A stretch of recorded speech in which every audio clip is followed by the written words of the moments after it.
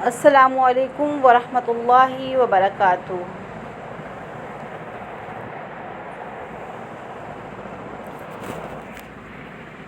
आज हम ज़ाद का मखरज पढ़ेंगे। ज़ाद का मखरज,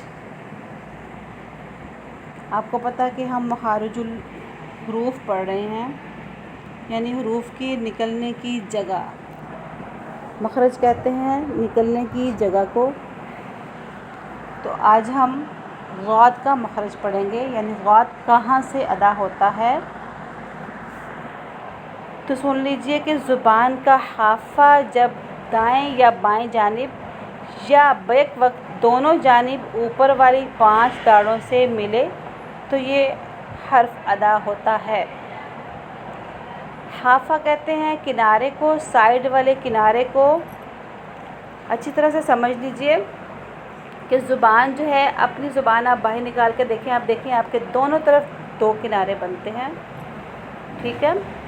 तो एक तरफ से किनारा, आपका ज़ुबान का जो किनारा है वो आपकी 5 दाढ़ों के साथ एक ही तरफ की, यानी दाईं तरफ की का अगर किनारा है तो वो दाईं तरफ की वाली दाढ़ों के साथ लगेगा। अगर बाईं तरफ वाली को लगाना चाहते हैं तो बाईं तरफ वाला जो हाफ़ा है आपका, यानी किनारा है, तो वो बाईं तरफ वाली दाढ़ों को लगेगा। तो ग़ाद अदा होगा, या फिर दोनों को साथ मिला के।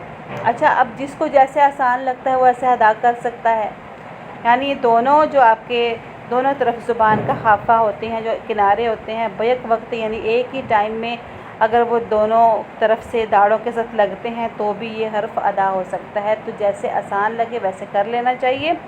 वैसे कहा यह जाता है कि एक तरफ से लगाना आसान है और दोनों तरफ से बैक वक्त लगाना मुश्किल है, लेकिन मैं तो दोनों तरफ से ही इकट्ठा लगाती हूँ। मुझे यूँ आसान लगता है, जैसे आपको आसान लगता है आप वैसे अदा कर लें।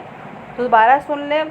ज़ुबान का साइड वाला किनारा जब दाएं या बाएं जानिब एक ही या फिर एक ही वक्त में, या बाएं या दाएं जानिब या बाएं जानिब, यानी एक एक करके, या फिर दोनों तरफ से एक ही वक्त में जब साइड वाली आपकी 5 दाढ़ें हैं उनसे लगे तो फिर यह हर्फ अदा होता है। और इस हर्फ को मोटा भी पढ़ा जाता है। यानी हम कैसे अदा करेंगे? ग़ाद। अब आप देखें, मैं तो इस तरह अदा कर रही हूँ कि मेरी जो ज़ुबान है इसके दोनों तरफ के किनारे दोनों तरफ की दाढ़ों को लग रहे हैं। अगर आप लोगों से एक तरफ का अगर आसान लगता है, यानी कि अगर दाईं का आसान लगता है दाईं से निकाल लें, अगर बाईं तरफ से आसान लगता है बाईं तरफ से निकाल लें। दोनों तरफ से अगर बैक वक्त आप निकाल सकते हैं, वैसे आसान लगता है तो वैसे निकाल लें। बाकी ये कि आवाज़ इसकी मोटी होगी क्योंकि हरूफ मुस्तालिया में से है, और इसका मखरज यही है कि ज़ुबान का साइड वाला किनारा जब दाईं या बाईं जानिब या बैक वक्त दोनों जानिब ऊपर वाली 5 दाढ़ों के साथ मिलता है तो ये हरूफ अदा होते हैं, ये हर्फ अदा होता है, सॉरी, यानी ज़ाद। जी, अस्सलामु अलैकुम वरहमतुल्लाहि वबरकातुहू।